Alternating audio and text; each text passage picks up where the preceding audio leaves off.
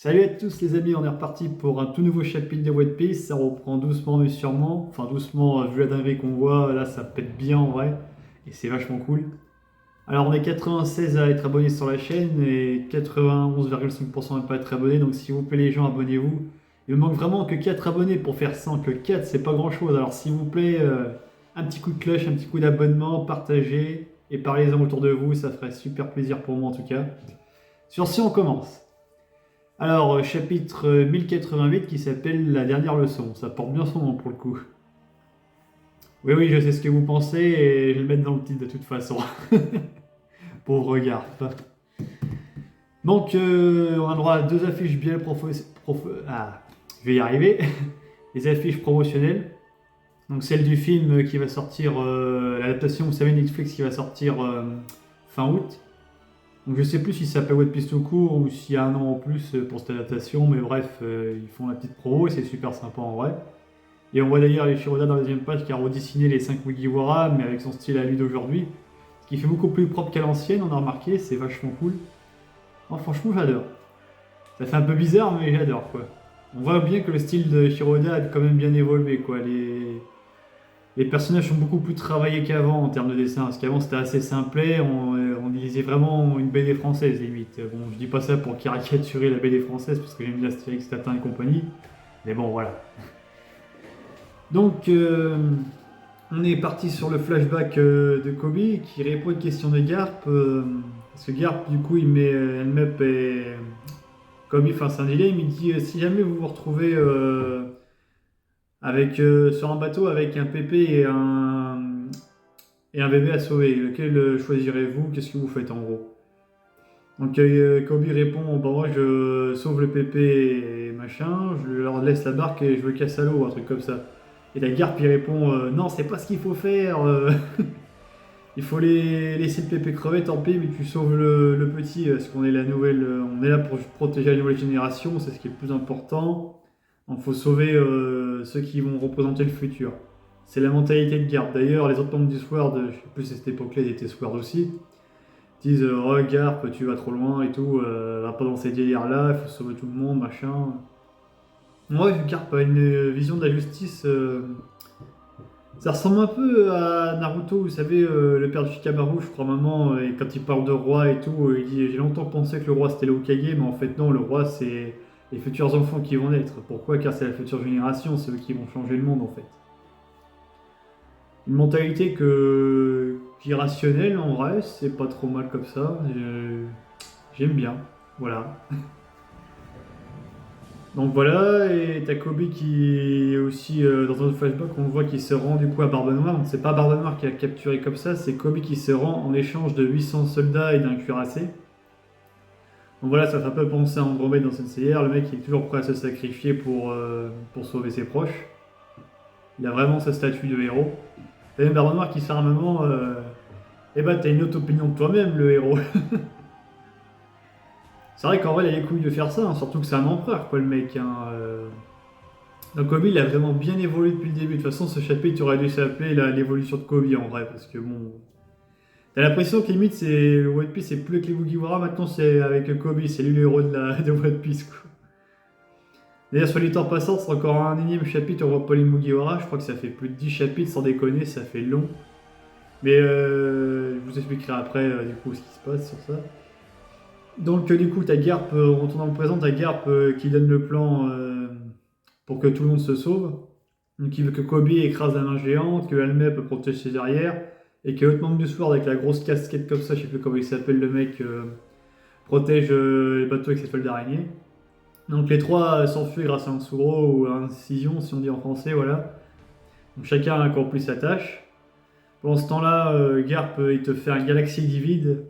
Ça nique bien presque toute l'île de la Ruche et bien Avalo Pizarro. Vous savez, le mec qui est dans le crâne géant, là, qui a le pouvoir de Pika, quoi. Il me semble que c'est ça qu'il a le pouvoir de Pika. Donc voilà, il se fait bien défoncer par Garp. Barbe Noire va pas aimer dès qu'il va retrouver sur l'île de la Ruche complètement défoncé. Mais bon, la main est toujours une menace. Donc du coup, Kobe, bah, elle déjà, il protège les arrières des deux autres. Kobe, lui, il va faire un truc vraiment incroyable. Mais avant de parler de ça, encore un flashback, décidément c'est la fois au flashback dans ce chapitre.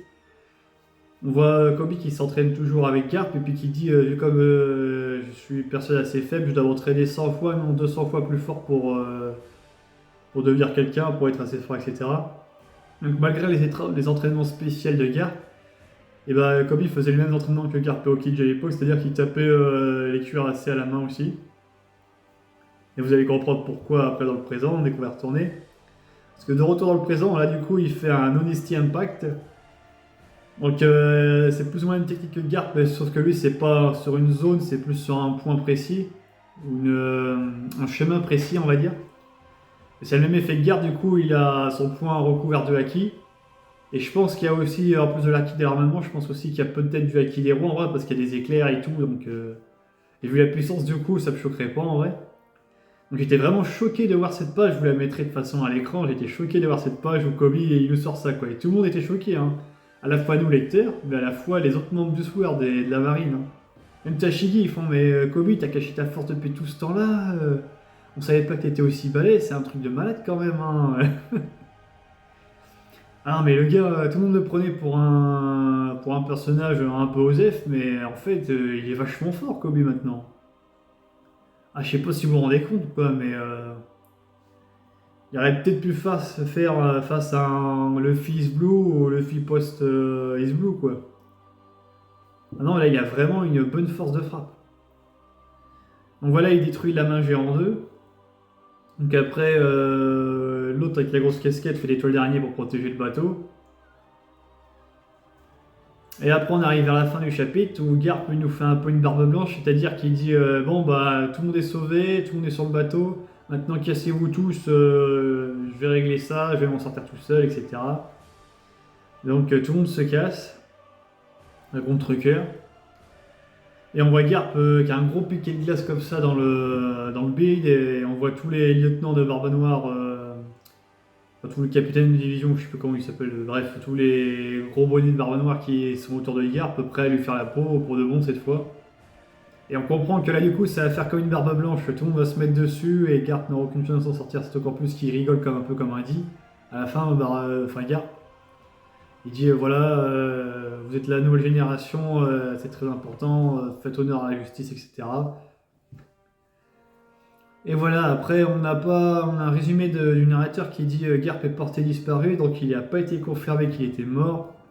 Mais pour moi il est mort, hein, parce qu'il fait partie de l'ancienne génération d'une part. Parce que d'autre part, le garder en vie, ça représenterait pour eux un très gros risque vu sa puissance.